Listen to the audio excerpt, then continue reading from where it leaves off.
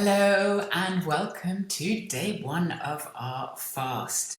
How are you feeling? Have you got everything that you need, like your electrolytes, the minerals that we're going to add into the water? Have you got a journal ready to hand? Have you told everybody that you live with that you're fasting so that they don't tempt you with food? Have you cleared your diary so that you're not being invited out to dinner or you're not having to meet people around eating, social eating? So aside from all of that, what are we going to do today? We are going to start drinking our water and not eat food. So do drink as much as you want. I tend to suggest that when you start feeling hungry, sip some water. That really helps, and maybe drop some Celtic salt into there. First thing in the morning, I would add some electrolytes into your water because that will boost you and keep you going, and maybe first thing in the afternoon add some minerals and add the Celtic salt. As I say, if you're feeling really hungry, then add a little tiny sprinkle. Don't make it too salty because that'll be disgusting. Maybe you don't think so, but salty water isn't to my taste. Anyway, aside from not eating and drinking, what I would suggest you do is some gentle exercise, like a short walk, a gentle walk, maybe some yoga, gentle yoga, like yin yoga, not anything tough like Bikram or Vinyasa. Do some Qigong, listen to your body, but do move it because that will help move things around your body. Movement really helps our health and our digestion. At the end of the day, do take some activated charcoal if you've got that, because again, that really helps pull the toxins from the body so that you can eliminate them. So we don't want those toxins. That's what a lot of this is about, is to help your body cleanse itself from the inside and get rid of all the toxins. So what's going to happen today? Here's a sort of overview of the sciencey bit behind it. For the first 3 hours after eating, your body is readily using the glucose that's there from the food. That's the sugar that circulates in your body. And what I like to call is this first day, we say goodbye to easy energy because we don't have the sugar wafting around our body. So in the first 3 hours, the body is still using the glucose, as I say, as easy energy. But then from 3 to 6, as that glucose starts to deplete, 3 to 6 hours, your body starts to break down glycogen.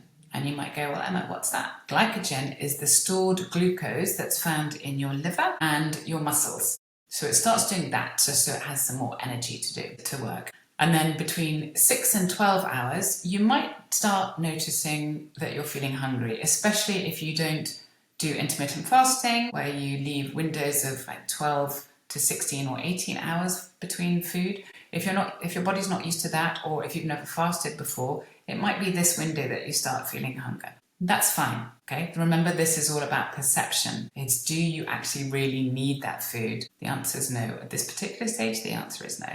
So if that happens, then have a glass of water and we continue. Between 12 and 24 hours, this is where something called gluconeogenesis starts, because the body is wanting to make up for the dwindling glucose reservoirs that it's finding. So what it does is it uses non-carbohydrate sources like amino acids to break down, and it also breaks down glycerol that it finds in the fat. And that's the way that it goes, oh, well, I'm not getting the easy energy from glucose, I'm not finding any glucose, but it's so clever.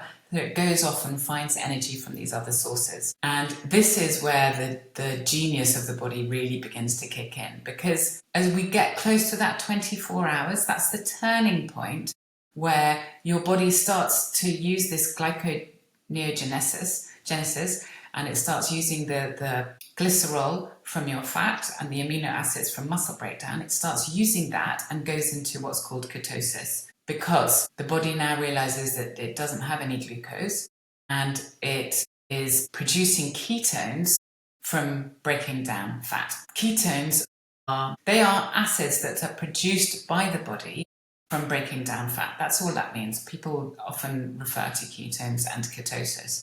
So ketones are the source of energy that your body produces when it can't find glucose, and it is an alternative source of energy. So it's something, this is the gold. We want to get into ketosis because this is where the magic starts. So that will happen around at the end of your first day of fasting. Woohoo! How exciting! That's something to look forward to, isn't it? What I would say, a word of note for day one, well, all of the days, is please pay attention to the colour of your urine. Because if it's pale yellow, that means you're hydrated. But if it's really quite like a darker yellow, that really means that your body needs some more hydration. So keep an eye on that and you'll see if you're drinking enough water. I would say that you want to aim for around 3 litres of water across the 24-hour period. Don't all drink it at once because that would be uncomfortable and you'll get one of those, how the water waddles around in your stomach. Don't want that. But do break it down. Maybe even break it down into, I don't know, maybe a litre in the morning, a litre around between 12 and 4, and then another litre between 4 and 8, something like that. Up to you. Listen to your body. I would recommend listening to your body. You're the one who knows your body best. But yeah, exciting. We're aiming for the ketosis at the end of this day, and well done you. Bye for now.